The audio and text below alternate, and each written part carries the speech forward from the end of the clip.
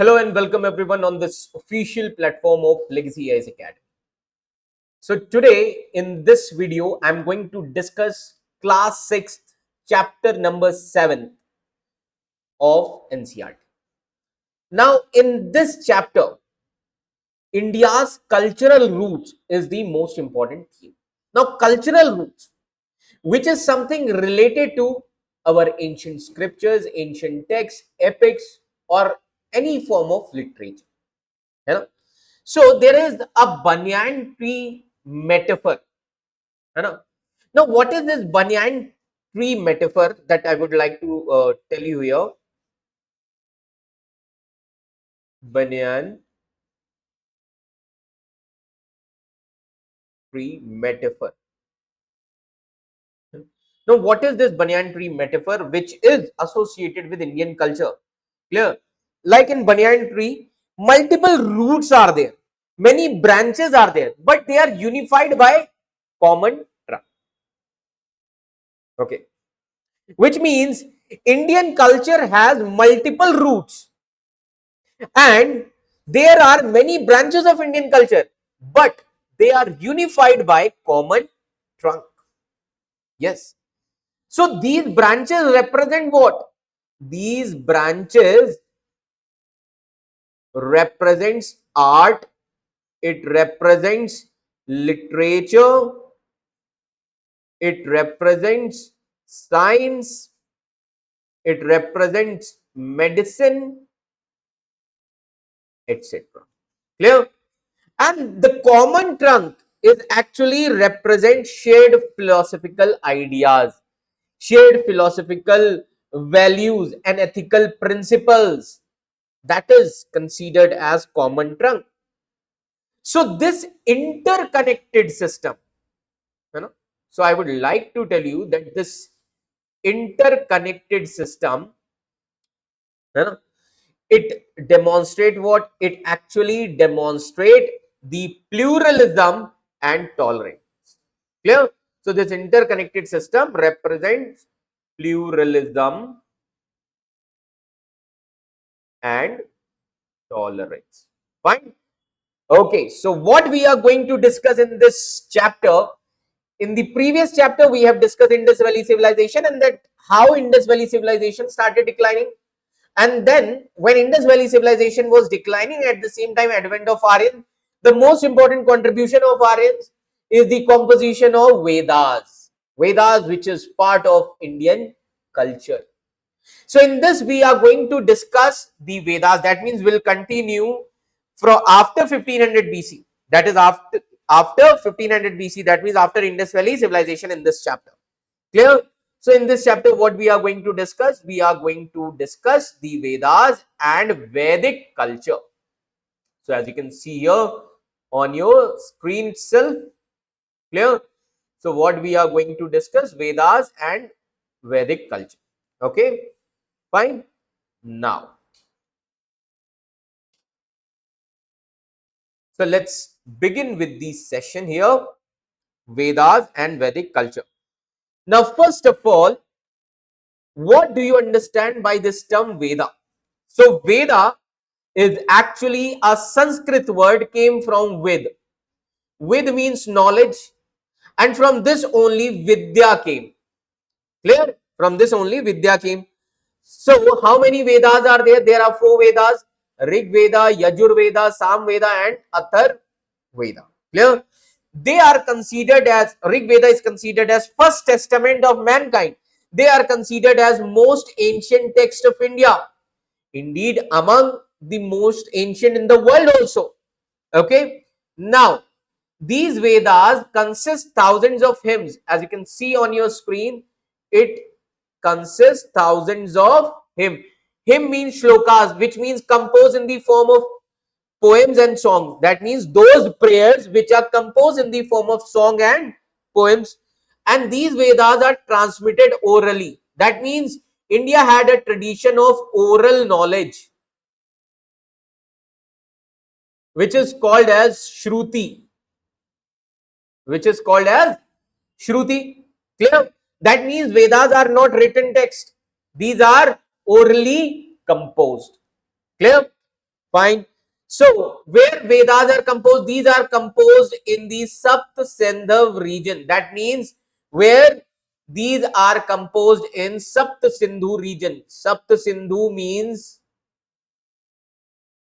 Indus and its tributaries. Clear? Sapt Sindhu region. Clear? Now let's talk about dating and transmission. Now as you can see here, this is something which is related to dating. Now, dating and transmission. Now, dating experts, they actually say that these Vedas were composed from 5th to 2nd millennium BC. Clear? And Rig Veda is the most ancient text. Clear? And these were oral knowledge. Vedas are oral knowledge which have been transferred generation to generation. Clear? That is why in 2008, as you can see this blue box, in 2008, UNESCO recognized Vedic chanting as a masterpiece of oral and intangible heritage of community. What is UNESCO? UNESCO means United Nations Educational, Scientific and Cultural Organization. What does it promote?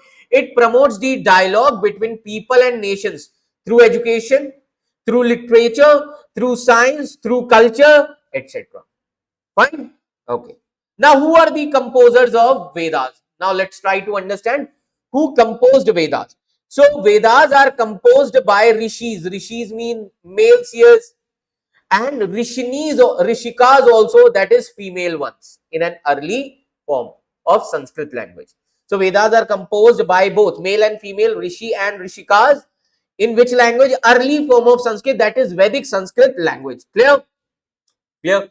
Now, these Vedas, these poems, these chanting are dedicated to many deities, like many gods or goddesses like Indra, Agni, Varun, Mitra, Saraswati, Usha, and many other goddesses. Clear? And deities, remember this thing, deities sustained the rhythm. So these deities sustained rhythm. Rhythm means truth. Clear? That means what is the order in human life and in the cosmos. Clear? Now, what is the core worldview? So let's try to understand that what is the core worldview. So as you can see here, I would like to show you one shloka. Yes, this shloka, ekam sat vipra bahud vadanti. Okay, this shloka. Now this shloka means the existence or the supreme reality is one only, but sages gave various names to supreme reality. There is only one supreme, one God. Clear? There is only one divine, but sages gave those divine different names. Clear? So this actually reflects what? This reflects the non-dualistic thing. Clear? This is based on non-dualistic philosophy. Fine? That means ultimate reality is one only. Ultimate reality is one. And what is the central value? The central value is truth. Clear? And truth is often synonymous to God. Clear? So it actually represents what? So it talks about beginning of truth. And we have another name for truth, that is God. That is God. So there is one unity principle also. There is one unity principle. Now what is that unity principle? That means in this, emphasis on cohesion was given among the people. Fine. Now let's try to understand. So as you can see here, now see this. What is the unity principle? As you can see on your screen, come together, speak together, come, common be your mind, may your thoughts agree, united be your purpose, united your heart, may your thoughts be united, so all may agree. Clear? These things are mentioned, which means, and this line is considered as Rig Vedic closing mantra. considered as Rig Vedic closing mantra, which means emphasis was given on the question among the people. Clear? Now let's talk about the Vedic society.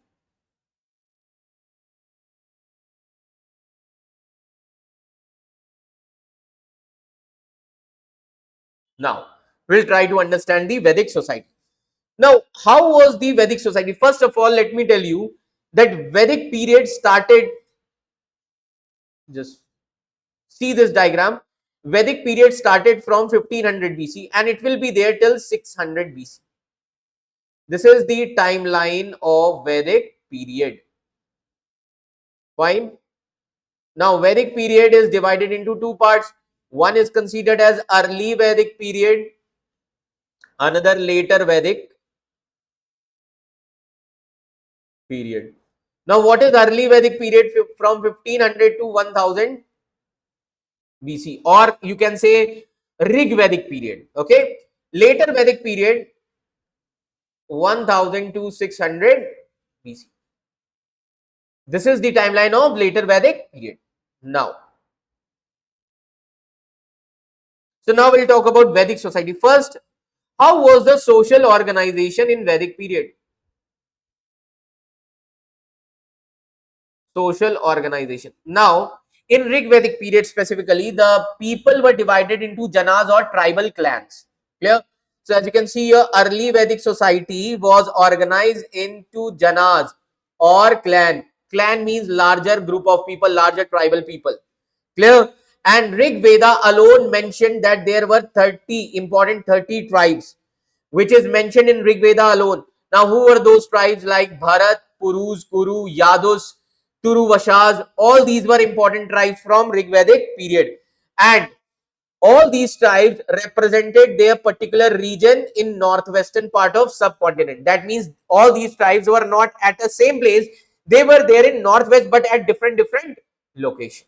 Clear? Okay. Now try to understand that what was the governance structure. Okay. Now we'll try to understand the governance structure. Fine. Okay. Now, so what was the governance structure?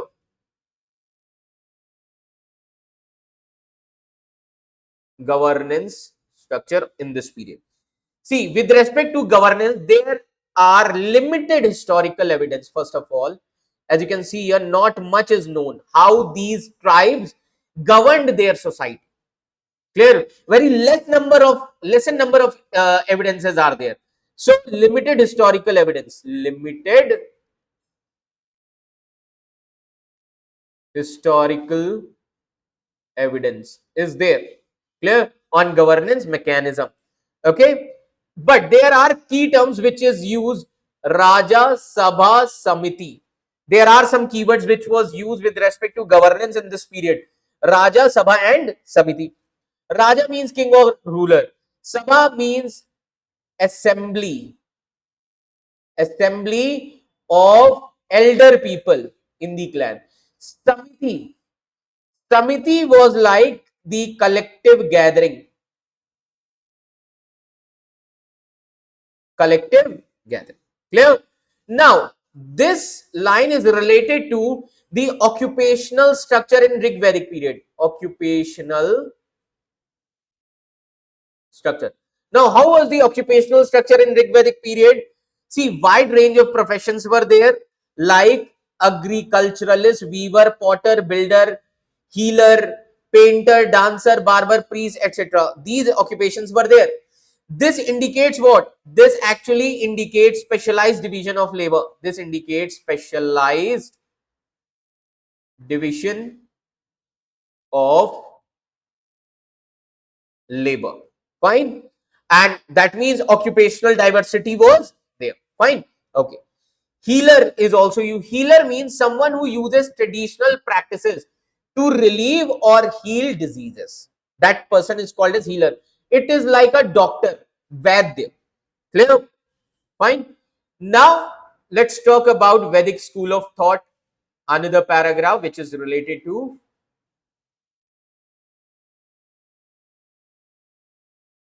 Vedic school of thought. Fine. Now, when we talk about Vedic school of thought, it talks about the ritual tradition. Ritual tradition. Then second paragraph talks about the text called as Upanishad. Clear? So first paragraph is talking about the ritual tradition that says that in this period in Vedic culture many rituals were there like yagna or yagya. Clear? So they developed many rituals were there, and these rituals were directed towards various deities or gods or goddesses. Clear? It is for the individual and collective benefit. Rituals क्यों किए जाते थे? For individual and collective benefit as well as well-being. Clear? Then daily rituals were generally in the form of prayers. Yes, daily rituals were generally in the form of prayers which offer to Agni. Agni, who was the deity of fire. Clear? But gradually these rituals became more and more complex in later Vedic period. These rituals which were present, the rituals which were simple in Big Vedic period, it will become complex in later Vedic period. Fine? Okay. Now next is Upanishad. Okay. Now we'll talk about Upanishad. Fine. Now, Upanishads, or you can also call it as new philosophical developments.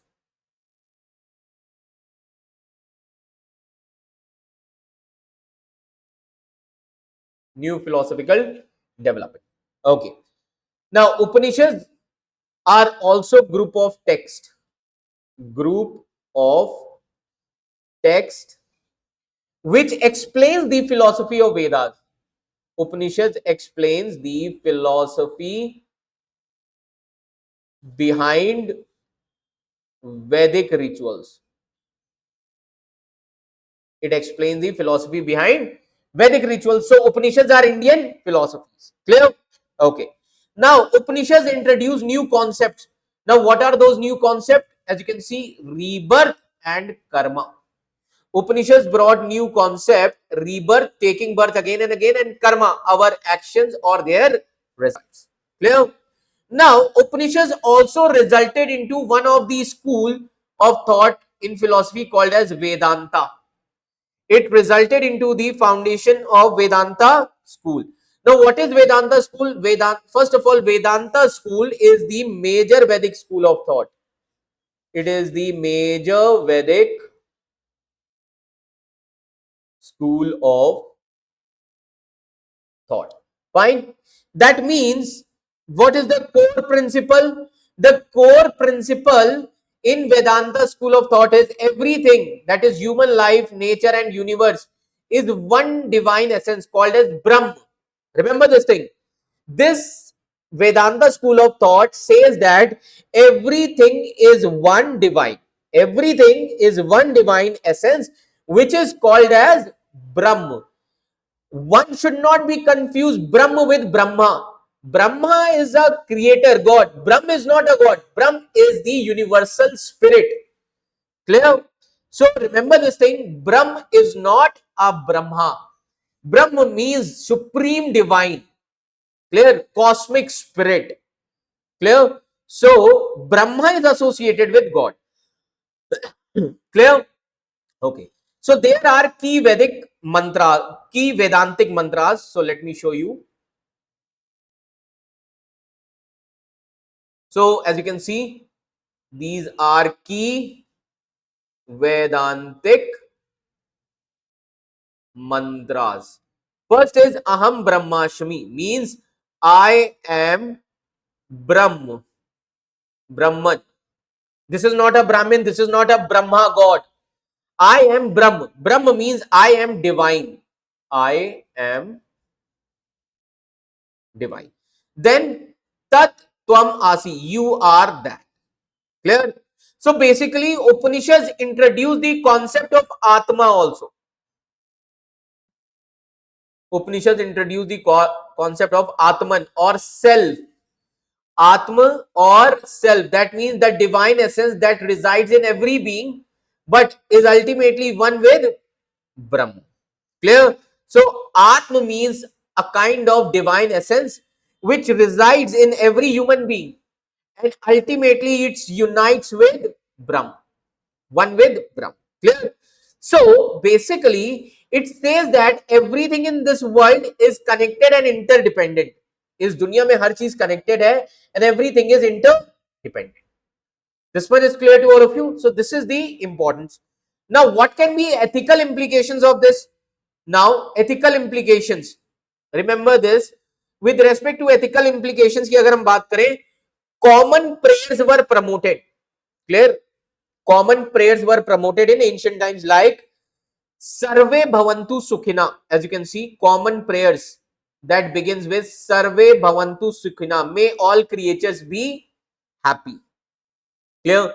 This is actually extended to wish all freedom from disease and sorrow. Clear? It was extended to everyone, to all freedom from disease.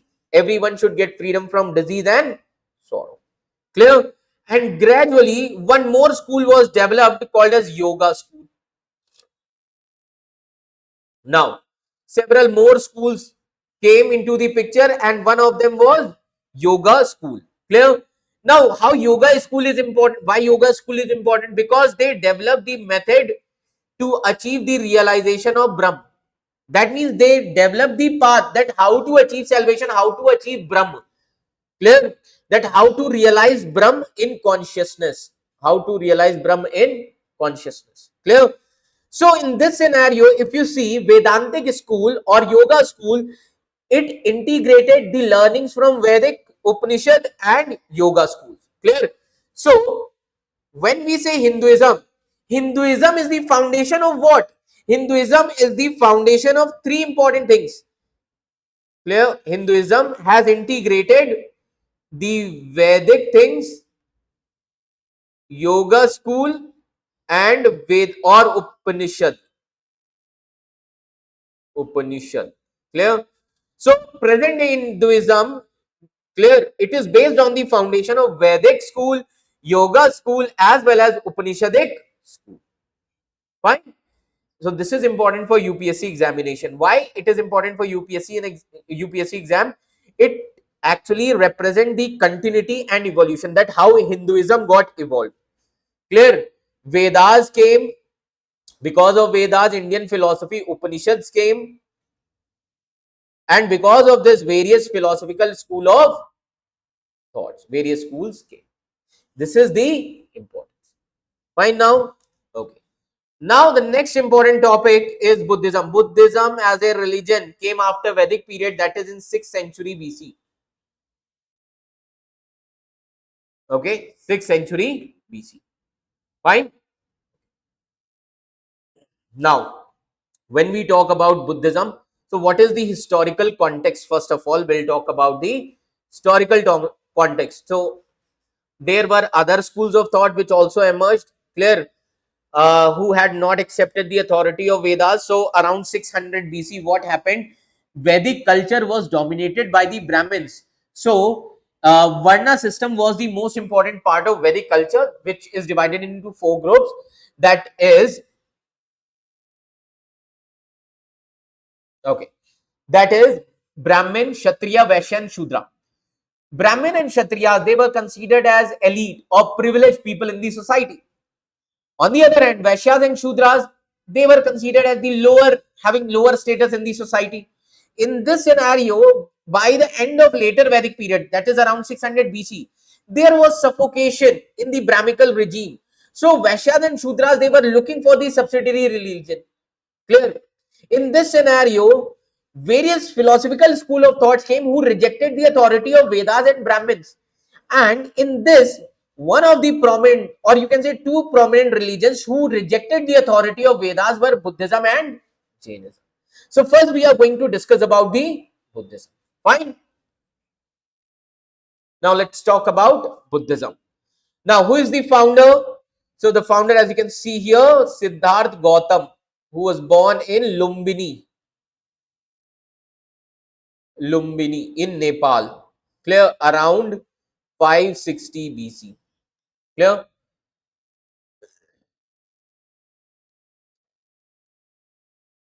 So, as you can see here, with respect to Buddhism. So, Buddha was born around 560 BC in Nepal, Lumbini. Clear? He was born into a royal family. Born into a royal family. He belonged to Sakya clan, also called as Shakyamuni. Clear? And he lived protected life in peace. Clear? Now the turning point came. Now this is the paragraph represent the turning point in the life of Siddharth. Siddharth later he will become Buddha. Clear? So turning point. Okay. Now what was the turning point? So one day Siddharth Gautam asked that he want to go out of the palace. Clear? So one day at the age of 29, he asked to be driven through the city in a chariot. And for the first time, now the first incident that he saw for the first time in his life, he came across an old man, sick man and a dead body. For the very first time, he saw old person, sick man and a dead body. And then fourth important personality, ascetic, clear, a forest hermit who appeared to be happy, and he was doing meditation and there was a soft smiling smile at on his face. Clear? These four incidents happened. So after that, following this experience, Siddharth decided to give up his palace life, his princely life, his royal life. Clear? And he left his wife Yashodhara and he left his son Rahula. Son Ram. Clear? So he renounced the palace life, wife. Okay, fine. Okay. Now try to understand. Now try to understand. Then it resulted into the spiritual quest. Clear? So he was looking for the truth. Then spiritual quest was started. Clear? So he traveled on foot as an ascetic. He met with other ascetic as well as scholars. Clear? Then he searched for the root cause of suffering in human life. Clear? That what is the root cause of sorrow in human life? Why everyone is sad? Clear? Then he meditated for many days under a peepal tree at Bodh Gaya. He meditated many days under a peepal tree at Bodh Gaya in Bihar, and on 49th day of meditation he attained enlightenment. Clear? He attained enlightenment. That means he became Bodhi. That people tree came to be called as Bodhi tree. What is the meaning of Bodhi? Bodhi means awakening and enlightenment. Clear? Then after receiving enlightenment, he came to be called as Buddha. After receiving enlightenment, he came to be called as Buddha. Buddha means awakened one. Clear? Who knows the cause and cure of misery. Clear? Now, what are the core Buddhist principles? Now, let's talk about the core Buddhist principles. So, as you can see here, these lines are related to core Buddhist principles. So, first,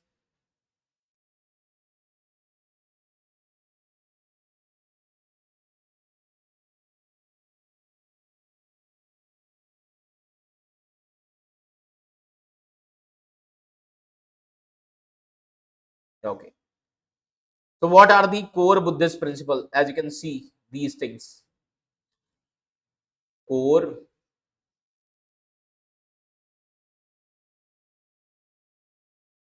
Buddhist principle.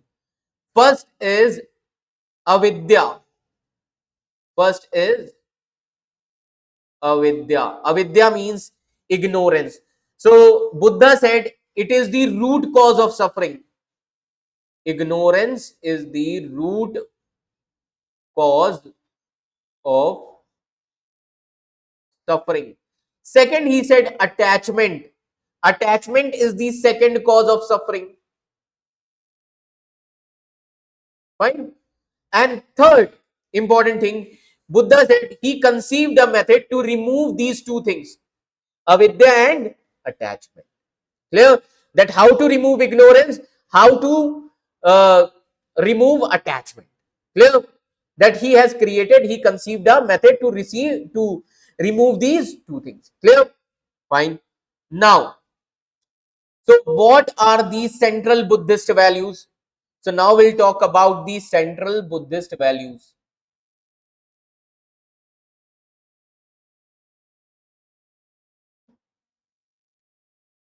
Fine. So this paragraph is something related to central Buddhist values. Central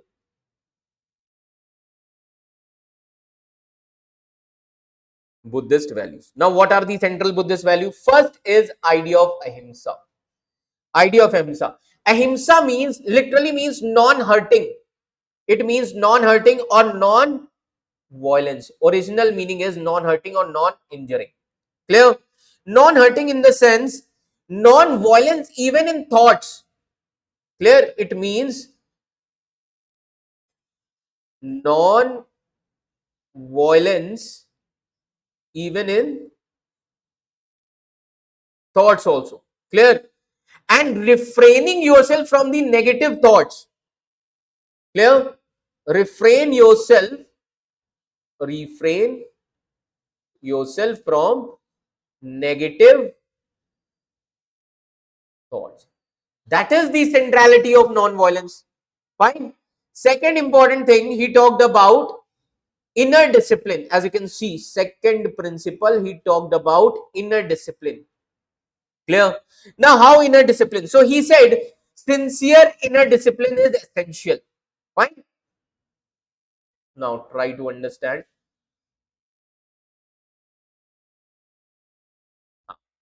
So, he said sincere inner discipline is essential. So, Buddha's teaching says that not by water is one made pure. Though many people may bath here in sacred rivers, but people they will not become pure. But one is pure in whom truth and dharma reside. A person who follow truth and dharma. Clear? So conquering oneself is greater than conquering 1,000 men on the battlefields 1,000 times. Clear? This was said by Buddha. Clear? So Buddha emphasizes on what? He emphasizes on inner transformation. Clear? He emphasizes on internal transformation. Fine? Over external rituals. Fine? Okay. Now, what was his philosophical stand? Okay. So now let's try to understand other important things. Okay. Now, as you can see, now how Buddhist institutional development took place. As you can see, this paragraph is related to Buddhist institutional development. Fine. So Buddha founded Sangh. Sangh means community of monks, community of bhikshus or monks, and later female monks also came called as bhikkhunis or nuns. Clear? Bhikshus and later bhikkhunis. Clear? Now they dedicate now bhikshu and bhikkhuni, that means monks and nuns, they should dedicate themselves to practice and spreading his teachings. Clear?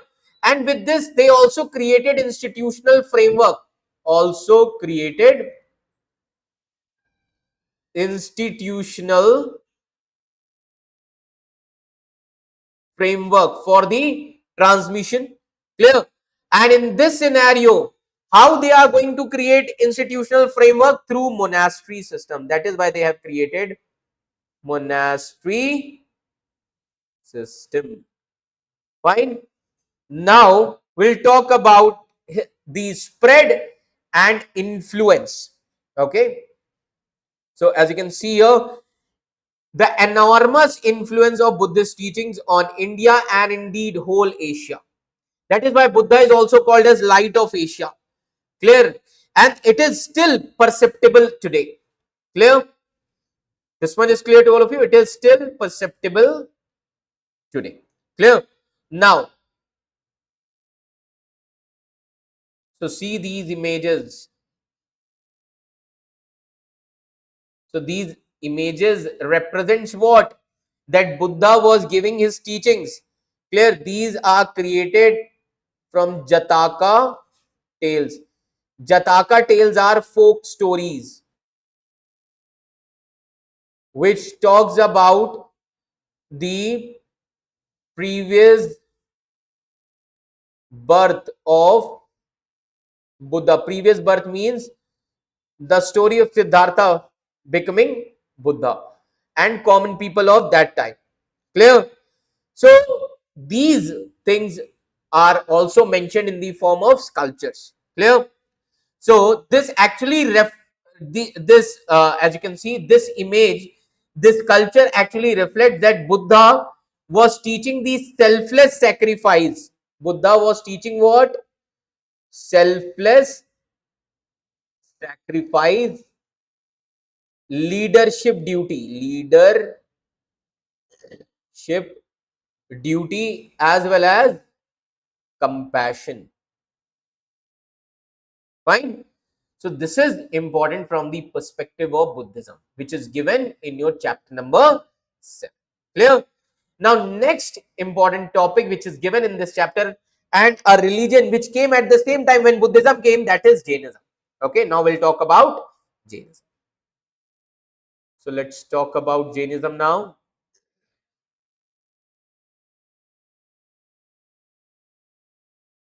So now we'll talk about Jainism. Now first we'll see the historical context.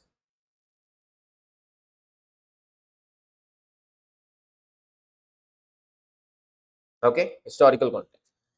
Jainism is associated with who? It is associated with Vardhaman. Clear? And later he came to be called as Mahavira. Just like uh, Siddharth Gautam was associated with Buddhism and he became Buddha. Similarly, Prince Vardhaman was born into the royal family. Okay, in which clan? Gnatrika clan. Gnatrika clan in 6th century BC, and his birthplace near Vaishali, modern day Bihar region. Fine. Okay. Now, what was his age of departure? That means when he left his royal life at the age of 30, he decided to leave his home and go in search of spiritual knowledge. Clear? So, he left his home in seeking for spiritual knowledge and he practiced an ascetic discipline. And after 12 years, that means at the age of 42, at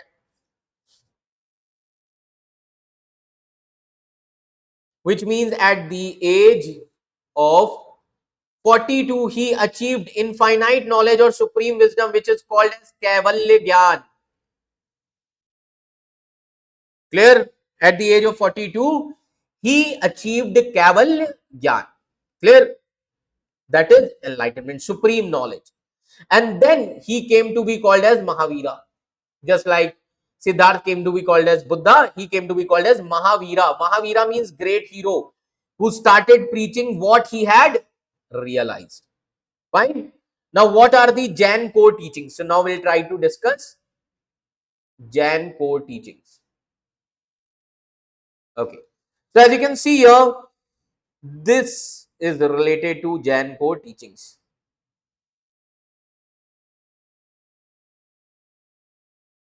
Okay. Related to Jain core teaching. Now, what are the Jain core teachings? See, first of all, let me tell you, there are important teachings. Clear? Like ahimsa. Ahimsa. So, ahimsa means what? Ahimsa means non violence. Second is anekantvad. Clear? So first let me tell you ahimsa. Ahimsa is very important. Clear? This ahimsa, non-violence, is common in Buddhism as well as Jainism, and it is shared largely with Buddhism as well as Vedantic schools also. Clear? Now, what was Mahavira's teaching? So let me tell you regarding his thought on this. All breathing, existing, living, sentient creature should not be slain. All living, breathing, existing, living, sentient creature should not be slain, nor treated with violence, nor abused, nor tormented, nor driven away. This was the teaching of Mahavira given, and it is associated with what? It is associated with ahimsa. Fine? Okay. So, which means he talked about strict interpretation. He did strict interpretation of Indian school of thought, ahimsa in very strict form. Clear? Second is anekantavad. Now let's talk about anekantavad. Now what is anekantavad? See, anekantavad means multiplicity of perspective. Multiplicity of perspectives. Clear? Which means not just one aspect or perspective. Which means truth has many aspects, cannot be fully described by any single statement or any single judgment. Fine? That is anekantavad. Okay, so it actually represents what? Intellectual humility and pluralism. Clear? And then next is aparigraha, means non-possession. Non-possession means he actually advises to detach oneself from material possessions. Clear? That means limiting oneself to what is truly necessary in life. So it actually anticipates modern concept of sustainable living. A parigraha can be considered as modern concept of sustainable living. Fine. So if you see these doctrines, so Jainism insists on interconnectedness. Yes.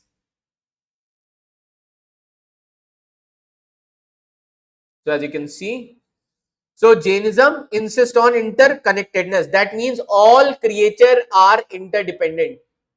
All creatures are interdependent. Fine. That means from humans to invisible organisms, because as they support each other and cannot live without one another. Clear? Now, scientists, they studying nature, studying flora and fauna, and have again and again confirmed this deep truth. Even modern scientific validation is also there for this thing. Scientists, they confirm that this is the truth. Clear? That flora, fauna, again and again, they are interconnected with everyone. Clear? So it actually demonstrates the early ecological consciousness in Indian thought. That early ecological consciousness was there. Clear? Now, what was the Jain institutional structure? So let's try to understand the Jain institutional structure.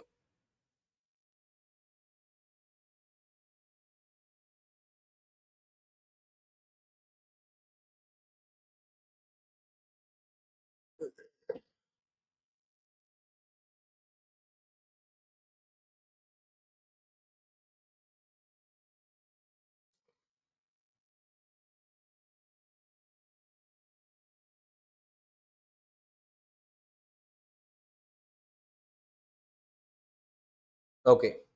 So now we'll try to understand.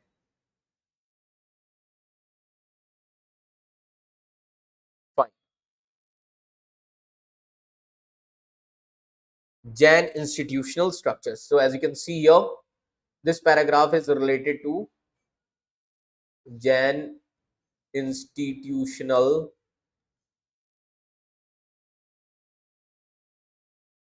structure. Now, Jain institutional, they also developed what? Monastic communities. Okay. They also developed monastic communities similar to Buddhism. Monks and nuns, They traveled to far areas to spread the teachings of Mahavira. They also created monasteries as well as rock cut caves, which the images, you know. So I was scrolling the pages. So as you have seen the images now, so monks and nuns, clear. So for them, monasteries are created, rock cut caves are created for ascetic practice. So as let me show you, clear. So various, so as you can see, various rock cut caves were created. Fine. Now, so try to understand that various rock cut caves were created for monks and nuns. Clear? And gradually it resulted into the temple architecture. As you can see this image. So these are Ellora caves in Maharashtra associated with Hinduism, Buddhism and Jainism. So rock cut caves were created and gradually it resulted into the temple architecture. Clear? Okay. Now, apart from this,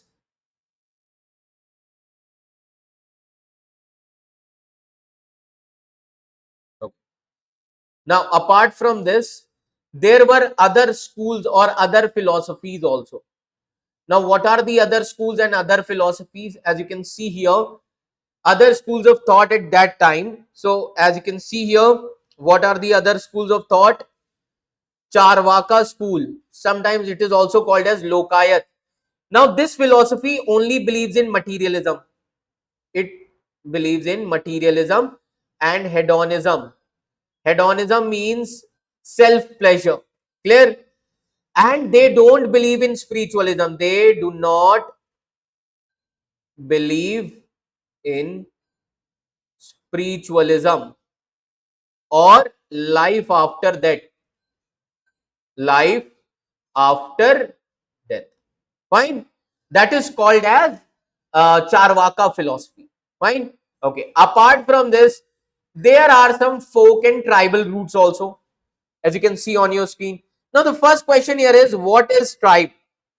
So here, anthropological definition is given. Anthropological definition is given. With respect to this, at the same time, many folk and tribal roots were also there. Clear? Now, this topic is something which is related to Indian society, not totally related to history. So, we'll try to connect it here itself. Now, what is tribe? First of all, what is anthropological definition? So, tribe usually considered to be a group of families or clans. What is tribe? It is a group of families or clans who share tradition of common descent. Clear? They have shared culture and shared language, and they live as close-knit community or close-knit group under a chief. Tribal always have a chief. Clear?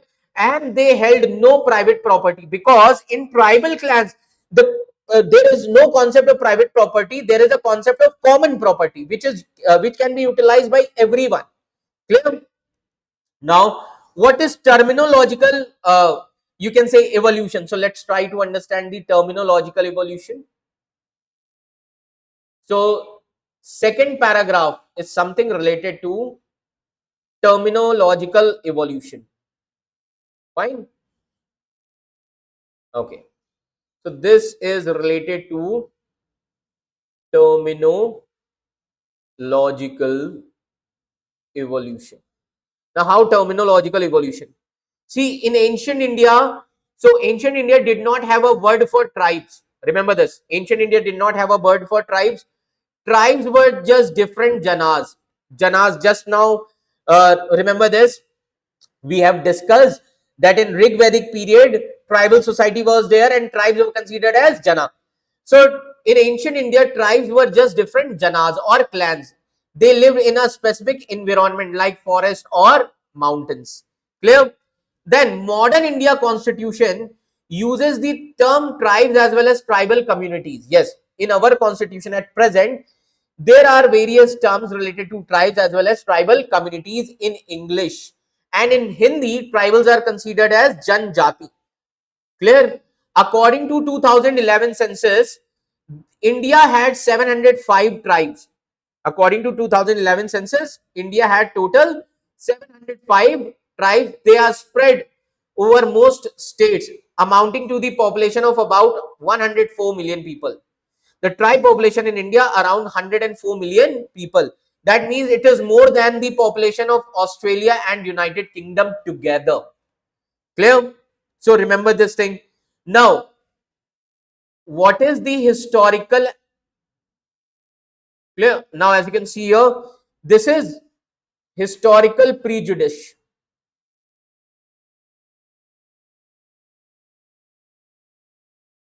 and modern understanding. Clear? So in 19th century, anthropologists, they studying tribes often, they describe tribes as primitive or inferior. In 19th century, anthropologists, they started calling tribes as primitive people or inferior people as compared to civilized group. Okay, as compared to civilized groups. Fine. Now modern studies, they actually indicates tribal communities had their rich and complex culture. Clear? So such biased judgments have been mostly abandoned by the scholars. Clear? Now apart from this,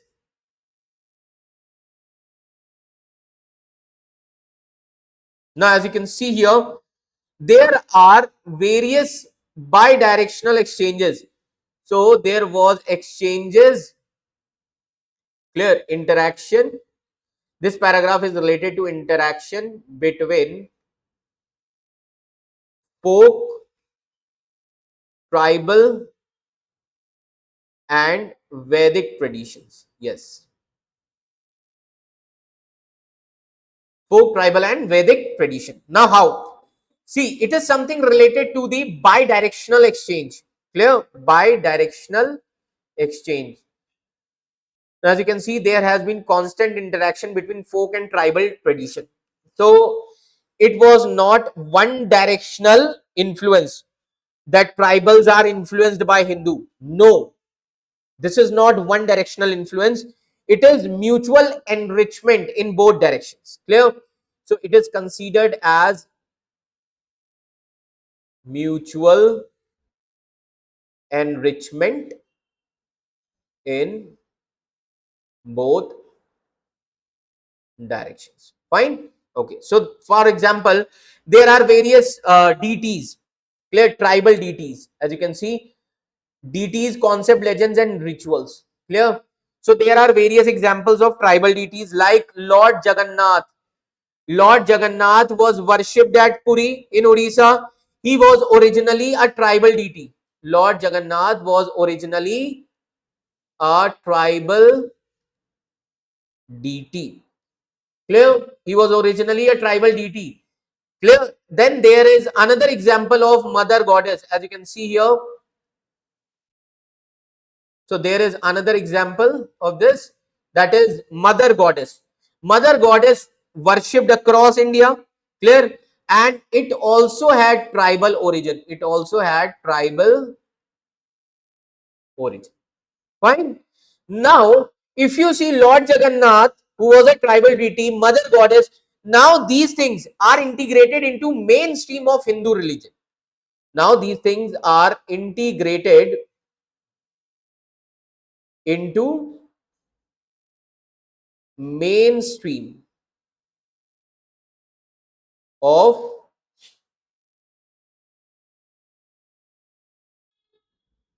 Hindu tradition. Fine. Remember this thing. Clear? So that means many tribes, they have adopted Hindu deities long ago. Clear? Tribal possess their own versions. Clear? Tribals, they had their own versions of Ramayana and Mahabharata. It is also written here. Tribals had their own versions of Mahabharata and Ramayana, and this has been well documented from India's North Indian states as well as in Tamil Nadu also. Clear? Now, the question here is why there was a such smooth integration. Okay. Now, this we need to understand why there was a such smooth integration. Clear. Try to understand folk, tribal as well as Hindu system. They actually share similar concept. That is why smooth integration. Tribals, folk culture, Hindu, they share similar concepts. Fine. That is why it was a smooth tradition. Clear? So there are various, you can say, examples of this. Fine. Okay. Now, so this is something which is related to that how the tribal culture, how folk culture was integrated into mainstream of Hinduism. Fine. So, so these things talks about that how the tribal population, how the folk population, they are integrated into main Hindu culture. Now, what do you understand from this chapter? First of all, so let me tell you, this chapter contributed to Indian civilization. Fine, contributed to Indian civilization. It created ancient ecological consciousness through Jainism. Clear? Then recognition of interdependence, like which is parallel to the modern ecology, like flora and fauna and all. Then it is important from the perspective of artistic and cultural expression. Yes. So how? Through rock cut cave architecture like Ellora, Ajanta. Fine. Then it also tells us the ethical values. Ethical values, which is also important in your fourth paper, GS paper 4 ethics. Ethical values are also important. Clear? Now, when we say ethical values, that means it emphasis on community welfare. Clear? Based on collective decision making. Fine. Also talks about environmental stewardship. Fine. These are some important things. Clear? So this chapter actually tells us that Indian systems have multiple dimensions. Yes, this chapter actually tells us that Indian system has multiple dimensions. What are those multiple dimensions? Philosophical aspect, spiritual aspect, religious aspect, ethical aspect, social aspect, artistic aspect, and scientific aspect. Okay, that is why this chapter is important from the perspective of your prelims also. Okay, why it is important? Buddhism and Jainism is very important from the perspective of prelims. Why? It represents the history, culture, religious aspect, social aspect, ethical aspect, everything. Okay, so it has contributed, or you can say it has enriched Indian culture as well as the social life of that time period. Also, it contributed towards Indian ethical systems, which is still present in our society. I hope this much is clear to all of you. So with this, we have completed all the history chapters from your class 6 NCERT. So thank you for watching this video. Thank you so much.